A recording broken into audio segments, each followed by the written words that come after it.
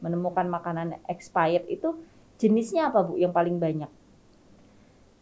Biasanya sih, makanan-makanan yang, itu yang kemasan. Makanan kering ya berarti Iya, ya Bu ya? Expired 10/04 berarti 10 April gitu ya 2022. Ini tanggal 9-nya masih bisa dikonsumsi nggak Bu? Kan sehari sebelumnya gitu. Atau dari tanggal itu sebaiknya berapa lama memang sudah nggak dikonsumsi? Kalau misalnya tadi tanggal 10 April 2022, tanggal berapa Bu berarti Ya, nggak boleh? sampai tanggal 10 masih bisa dikonsumsi, tapi setelahnya sudah nggak boleh.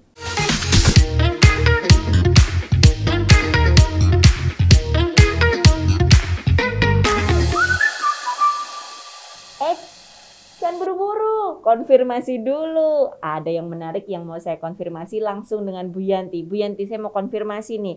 Kalau menjelang Ramadan, benar nggak sih Bu sering ditemukan makanan yang kadaluarsa Bu? Iya, sering sih. Tetapi untuk akhir-akhir ini sepertinya sudah agak berkurang. Nah, memang untuk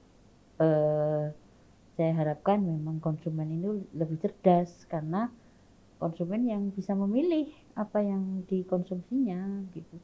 Jadi harus cek kadaluarsanya dulu kalau sebelum membeli gitu. Ya, iya. Nah, ini juga Bu, dua kan berarti ada konsumen yang harus lebih cerdas, tapi juga ada toko dan penjual juga yang harus manut gitu ya dengan aturan. Kok masih ada Bu itu toko atau penjual yang nekat itu karena apa ya Bu biasanya Bu?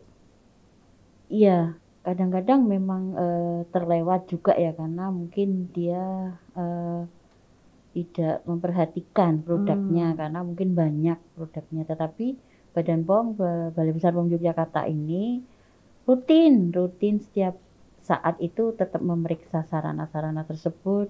Kemudian pada saat ada momen seperti Natal, Tahun Baru, kemudian ini mau Lebaran, itu mengingatkan para pelaku usaha itu untuk memperhatikan lebih cermat lagi, memperhatikan produk-produknya. Jadi memang secara rutin walaupun nggak menjelang Natal, Tahun Baru atau Lebaran tuh memang selalu dilakukan ya Bu ya? Iya. Itu biasanya durasinya berapa bulan sekali atau setahun berapa kali gitu Bu? Kalau rutin itu tiap bulan kita tiap bulan. memeriksa sarana. Tetapi kalau seperti momen-momen seperti ini mau puasa ya. Ramadan ini kita ada intensifikasi. Jadi lebih intensif lah. Karena memang di saat-saat seperti ini kan banyak itu yang di supermarket itu sudah numpuk-numpuk barang yang, nah itu kita juga intensif dalam pemeriksaannya. Ini udah Bu berarti kan Ramadan tinggal beberapa hari ke depan nih. Ini sudah dilakukan? Iya, ini kemarin sudah. Sudah dan nanti setelah Lebaran pun, setelah Hari Raya pun juga masih dalam rangka intensifikasi ini ada memang lebih intensif begitu. Ketemu nggak Bu yang kemarin yang sudah dilakukan? Apakah ada makanan yang expired atau tidak layak jual yang masih dijual itu masih ada nggak Bu? Atau sudah aman-aman aja nih sekarang? Belum ketemu sih, semoga seterusnya nggak ketemu ya. Amin, amin, Iya, amin. iya. Tapi biasanya Bu, kalau yang sudah yang lalu-lalu menemukan makanan expired itu jenisnya apa Bu yang paling banyak? Biasanya sih makanan-makanan yang itu yang kemasan. Makanan kering ya berarti Iya, ya Bu ya? kemasan, kemudian makanan-makanan kecil, makanan-makanan yang Biskuit gitu Bu? iya, biskuit, terus seperti itu. Kemudian makanan kaleng juga ada. Dan ini untuk tindak lanjutnya kita sarankan pada pelaku usaha itu untuk tidak menjual kepada konsumen gitu. Oh jadi tidak menjual, tapi nggak diambil barangnya Bu? Dimusnahkan oleh pelaku usahanya. Jadi kita saksikan. Oh jadi ditungguin waktu dimusnahkannya itu Bu? Iya, kalau iya kita supaya yakin bahwa benar-benar sudah tidak dijual lagi gitu ya? Iya. Itu cara memusnahkannya apa tuh Bu? Dibakar apa dibuang apa dibuang, dan itu kita lihat cara membuangnya, misalnya kaleng dibuka isinya kemudian dimasukkan ke plastik, kemudian siap untuk dibuang ke sampah gitu. Jadi sudah tidak dalam bentuk aslinya. Oh gitu. Jadi diawasi sampai proses pembuangannya ketika ada temuan makanan yang memang sudah kadaluarsa begitu ya Bu Iya, ya. iya. Nah, kalau lokasi-lokasinya itu biasanya di supermarket, warung kecil atau bagaimana Bu? Kita semua, jadi ada warung kecil, kemudian yang warung yang tengah-tengah, maksudnya yang di sekitar perumahan itu kan ada warung-warung Ya. juga. Kemudian juga di supermarket, hypermarket gitu. Oh, bahkan yang besar pun juga tetap Iya, dilakukan pengecekan ya Bu ya. iya, iya, betul. Oh gitu. Nah, biasanya tanggapan dari pemilik toko gitu kan itu kan tanpa janjian ya Bu, kayak halo aku datang melakukan pengecekan itu mereka kalau kondisi tokonya baik-baik saja ya tenang ya Bu ya. Ya, mereka selama kita mengawasi tuh, yuk welcome aja sih. Justru mungkin ya, oh ya ini mungkin kelewatan, saya mungkin nggak malah justru kadang-kadang mereka Oh, malah seneng kalau kita. malah membantu gitu ya Iya, artinya untuk mengetahui mana yang masih layak jual dan mana yang iya. enggak.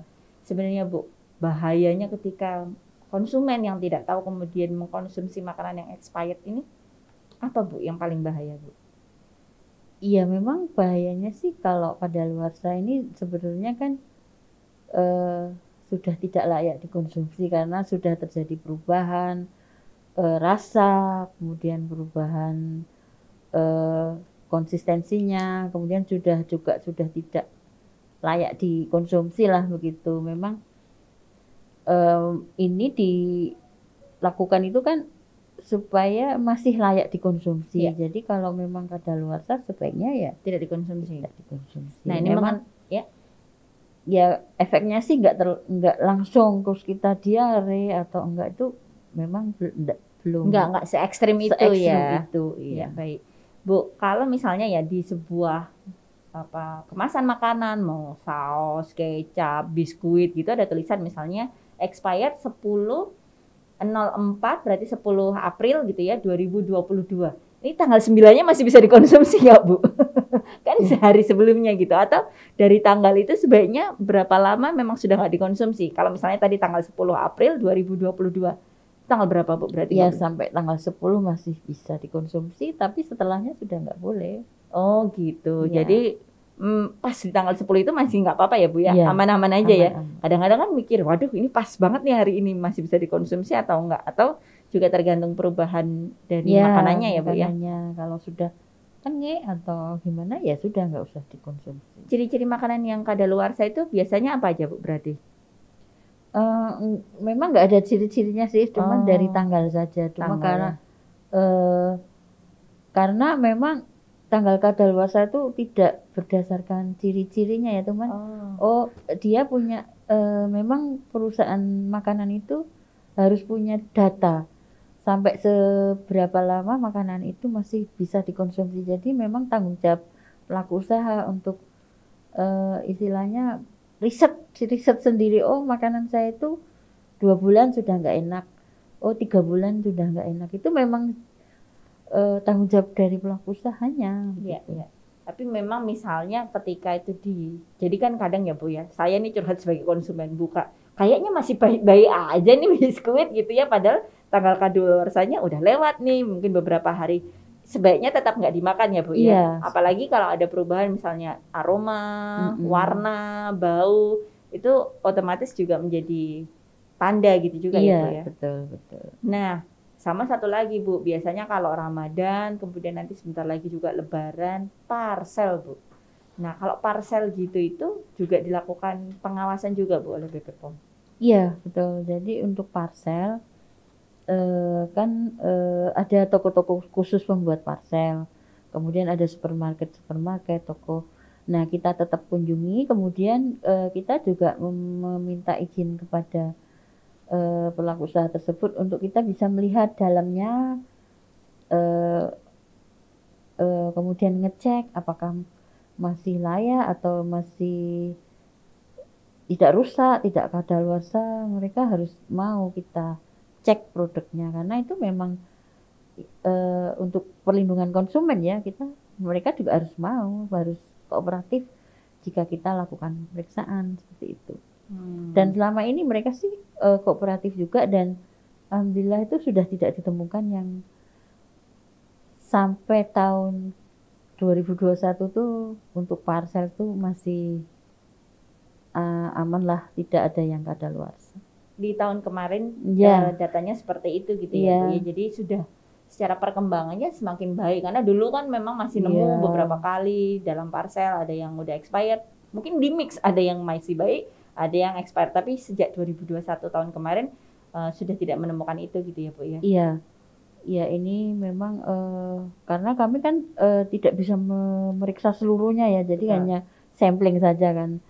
Nah memang untuk konsumen ini tadi yang dari awal tuh memang harus lebih cerdas, aware ya, cerdas. Kemudian bisa nanti kalau ini Bu saya bisa ke Balai POM, Bu saya beli dapat parcel dari toko ini gitu, sehingga kita bisa menindaklanjuti bahwa harus memperingatkan si tokonya jangan menjual yang seperti itu lagi begitu. Oh gitu. Jadi nih tadi juga menarik ketika saya nih konsumen mendapatkan makanan yang expired gitu ya, mungkin nggak selalu parcel tapi di toko itu masih ada yang expired, itu berarti kami punya hak untuk memberikan pelaporan itu ya Bu? Iya, bisa memberikan informasi lah ke kita, karena mungkin iya kita kan nggak bisa setiap hari memeriksa terus menerus kan, kadang-kadang juga tidak bisa semuanya lah. Memang dari konsumen ini informasi-informasi itu yang juga kita butuhkan gitu. Nah kalau melaporkan itu caranya gimana, membawa barangnya? Bisa melaporkan tidak harus membawa barangnya, cuma nanti ke Balai POM, melalui telepon, melalui media sosial.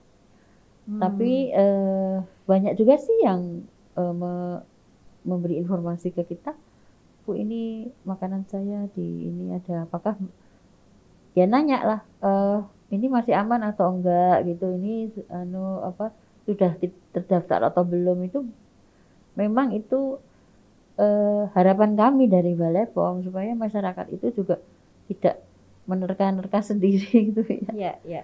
Nah, ketika tadi ditemukan misalnya tadi makanan atau minuman yang sudah kami laporkan, dalam hal ini mengadu, Bu, saya dapat makanan nih di toko ini. Nah, tindakan yang dilakukan Balai POM kepada toko atau mungkin penjualnya gitu, biasanya apa, Bu?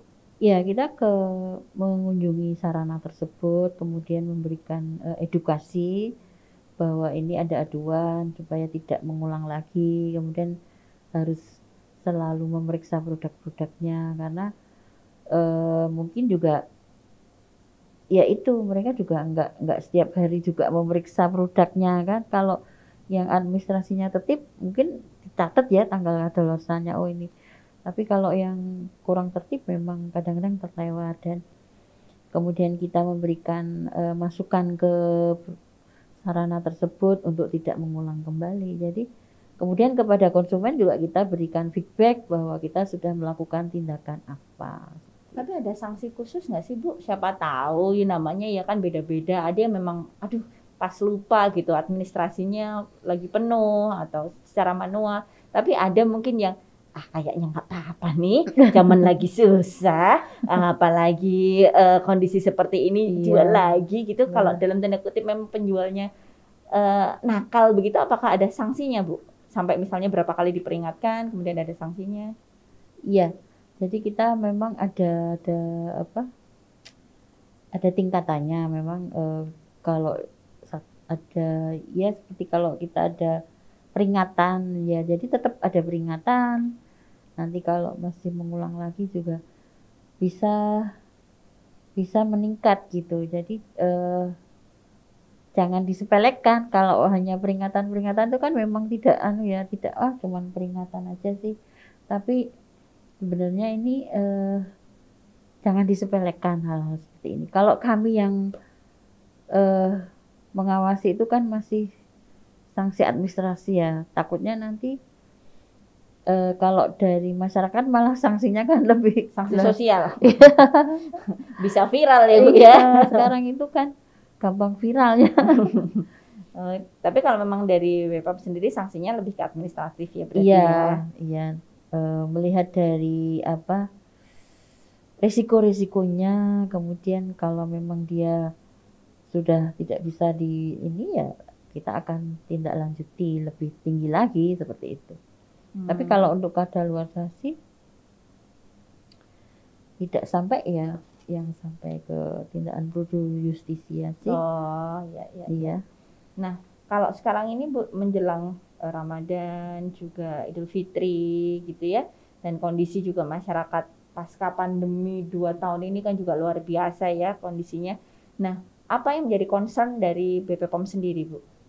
Menjadi perhatian yang sedang menjadi fokusnya BPOM ini apa Bu saat ini? Ya, pada saat pandemi ini kita memang tetap melakukan pengawasan karena memang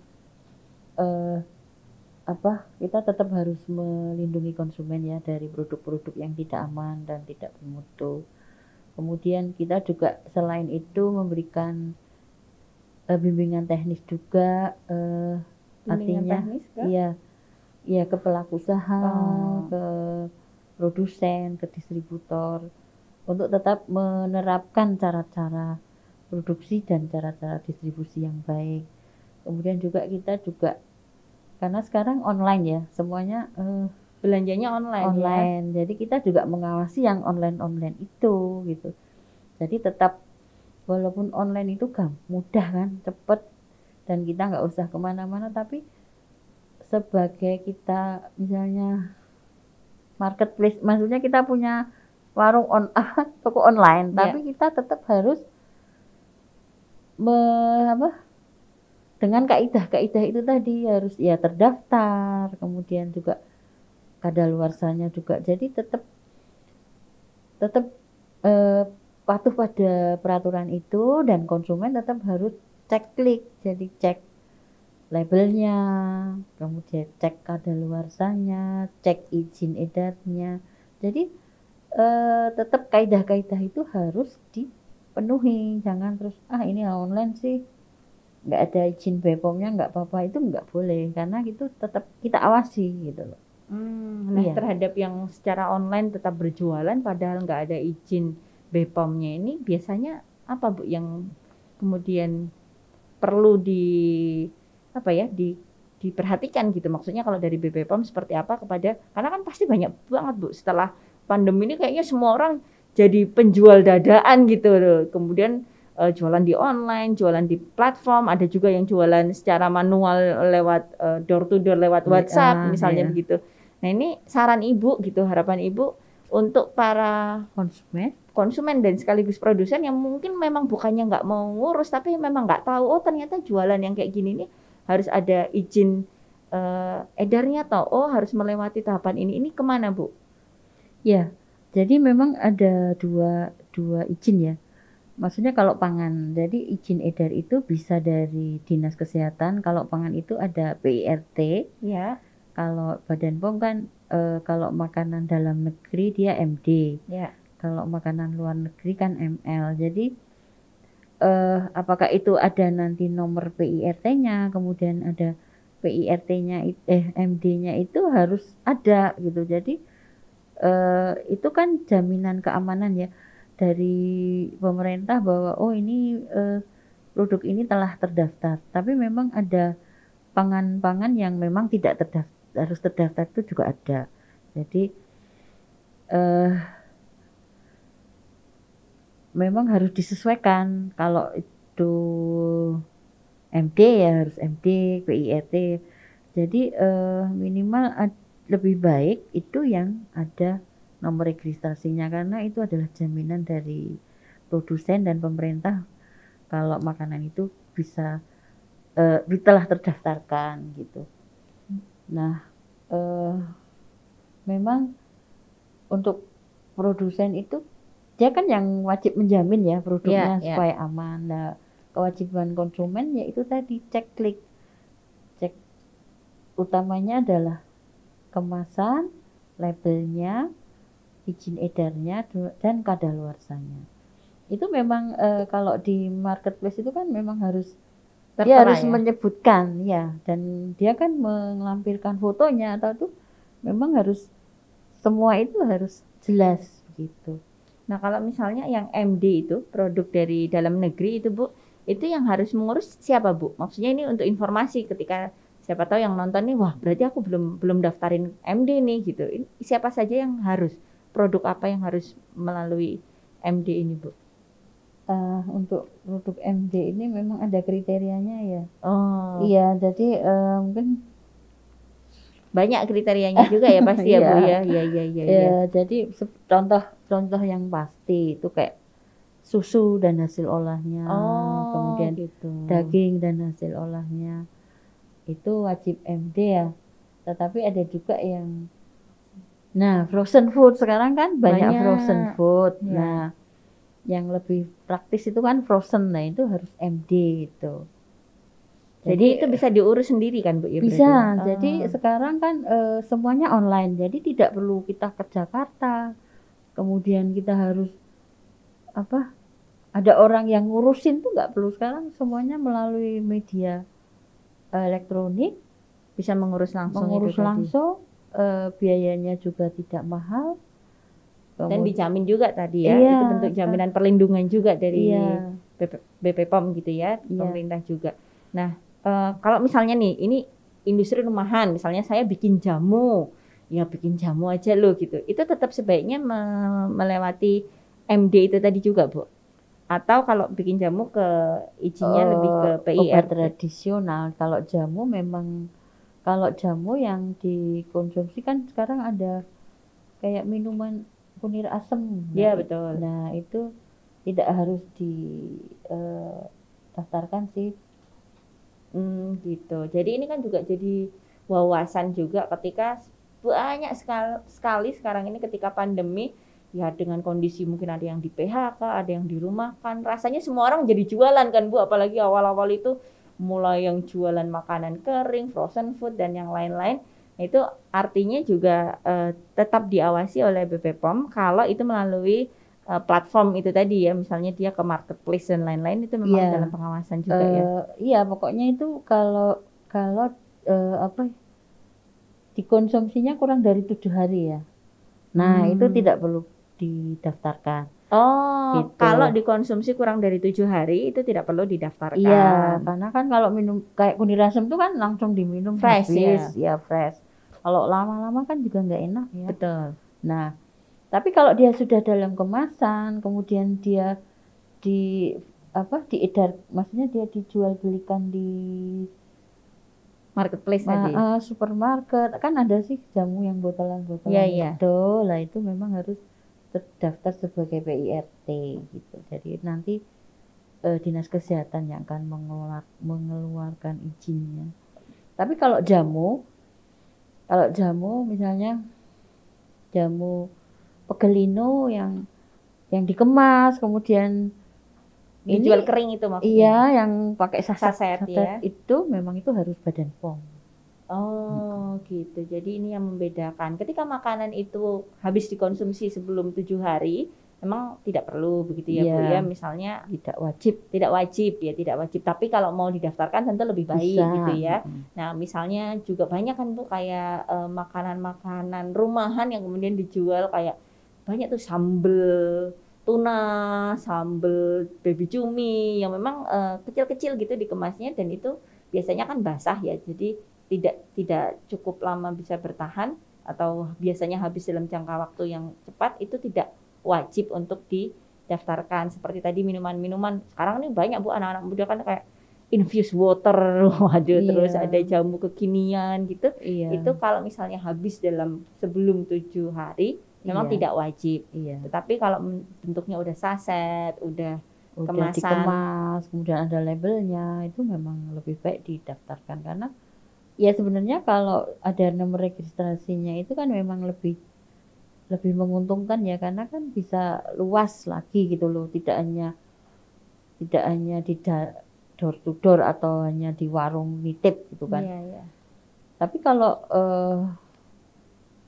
ada labelnya itu kan malah jaminan juga dari kita untuk memang produk kita itu sudah terdaftar, kemudian aman, kemudian dibuat dengan cara yang benar begitu. Baik.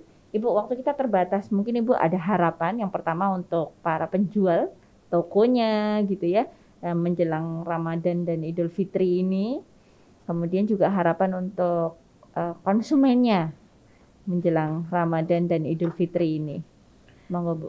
Iya, jadi untuk himbauan para pelaku usaha, pemilik sarana untuk memberikan produk yang aman dan bermutu dengan memberikan jaminan bahwa produknya tidak rusak, tidak kadaluarsa, Dan kemudian sesuai dengan apa yang tertulis ya Bu, ingredientsnya itu harus sama iya, juga ya Bu ya. iya. Dan untuk konsumen, saya harap menjadi konsumen cerdas tadi, selalu cek klik ya, cek kemasan, label, izin edar, dan kadaluarsa. Karena memang itu untuk kita bisa menghindari pangan yang tadi yang tidak aman dan artinya nanti kan karena ya efeknya itu kan nggak langsung ya, jadi kemudian untuk produsen itu menggunakan bahan-bahan tambahan yang diperkenankan oleh pemerintah, karena seperti kita ketahui kan kayak masih ada bleng, menggunakan bleng, kemudian masih pewarna yang dilarang. Itu, bukan pewarna untuk makanan iya, gitu ya. itu kan efeknya itu tahunan, kita tahu-tahu nggak tahu tuh kan, nggak kayak terakumulasi ya Bu ya nantinya gitu. Iya gitu. Jadi seperti itu, dan Badan POM, Balai Besar POM Yogyakarta tetap berkomitmen untuk melindungi masyarakat di Yogyakarta ini tetap aman, kemudian ya artinya untuk kita melindungi kesehatan masyarakat, intinya seperti itu. Baik, terima kasih Bu Yanti, luar biasa ini menjelang Ramadan dan juga Lebaran, menyambut Lebaran nanti, sehingga semuanya kan lebih merasa aman ketika tugasnya BPOM sendiri sudah melakukan dan tidak ada temuan sampai sekarang, alhamdulillah ya. Semoga kedepannya juga tidak ada temuan yang mengagetkan seperti makanan-makanan yang kadaluarsa. Yang tadi himbauan untuk para penjual atau pelaku usahanya juga please untuk melakukan penjualan dengan baik gitu ya. Cek selalu produk-produk. Dan satu lagi lupa, ini kami juga di saat-saat menjelang buka puasa itu kami juga keliling-keliling loh. Iya, kami cek. Ngabuburitnya BPOM ini beda. Kalau yang lain ngabuburit nungguin berbuka, kalau Ibu Kita dan tim itu ngecekin. Iya, langsung di lab, langsung hasilnya di situ. Kalau memang mengandung bahan tambahan tadi ada rodamin atau apa formalin, langsung kita amankan. Nah, jangan sampai ketemu kolang kaling perwarnanya kok kelet ya. Itu kelet di gulung, kok habis minum bukannya seger malah watuk. Nah, ternyata gulanya bukan gula asli, dan biasanya yang kayak gitu tuh juga ngapoi ya kan. Iya. Kalau ibaratnya tuh bahasa sekarang tuh nggak sustainable, usahanya tuh nggak jalan jangka panjang gara-gara cuma sebentar. Aduh Bu, masih pengen ngobrol, tapi ini nanti sembari kita juga cari buka puasa juga ya Bu ya. Habis ini jangan kemana-mana, terus ketemu kita lagi minggu depan tentu saja hanya di Konfirmasi.